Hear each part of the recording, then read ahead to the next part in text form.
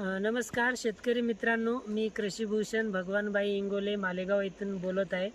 आता आमचा ऊस तुटल्यानंतर ऊसाची पाचट जाळून न टाकता आम्ही उन्हाच्या वेळेस एक वेळेस त्याला ट्रॅक्टरच्या साहाय्याने रोटावेटर केलं.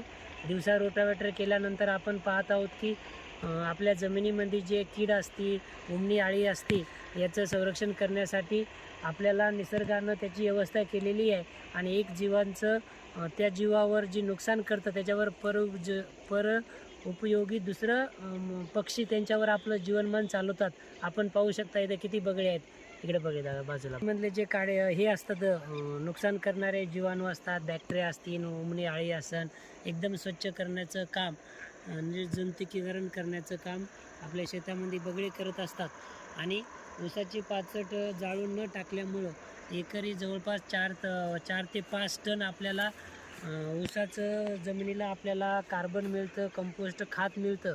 आता जनावरं गाई राहिले नसल्यामुळं शेणखत मिळत नाही.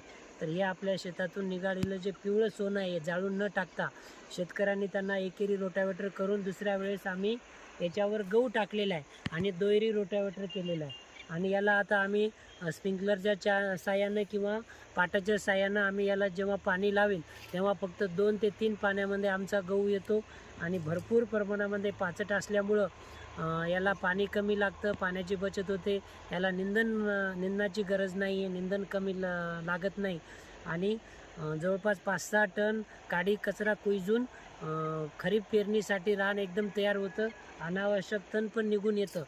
तर शेतकऱ्यांना एकच मी आवाहन करतो की आपल्या शेतातील काडी कचरा, ऊसाची पाचट असन, गोळी असन आणि ऊसाची कंडरी असन, आता जमिनीला आपण न्यूट्रिशनसाठी आपण वेगवेगळे खतं टाकतो. तर सर्वात जास्त ऊसाची साखर हे ऊसाच्या मुळव्यापासून खाली 2 फुटापर्यंत असते आणि याच्यामध्ये सगळ्या प्रकारचे न्यूट्रिशन आहेत. आणि ह्या कंडऱ्या आपण जमा करून जमीन स्वच्छ करण्यासाठी बांधावर टाकतो आणि जाळून टाकतो.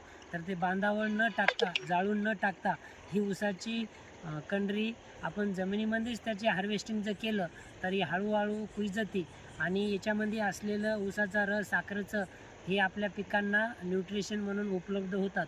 त्याचबरोबर ही हळूहळू कुजत असल्यामुळे हिला कुजणाऱ्या बॅक्टेरिया तयार होतात आणि जमिनीचं ऑर्गॅनिक कार्बन वाढतं, सेंद्रिय कर्ब वाढतो आणि हळूहळू पिकांना उपलब्ध होतो. तर शेतकऱ्यांनी जाळून टाकू नये, जमिनीला झाकून ठेवावं, आच्छादन करावं. आणि आता बायो एनर्जीसाठी आपल्या भागामध्ये खूप मोठ्या प्रमाणावर ऊसाची पाचट कुट्टी जमा करून आपल्यालाच पैसे देऊ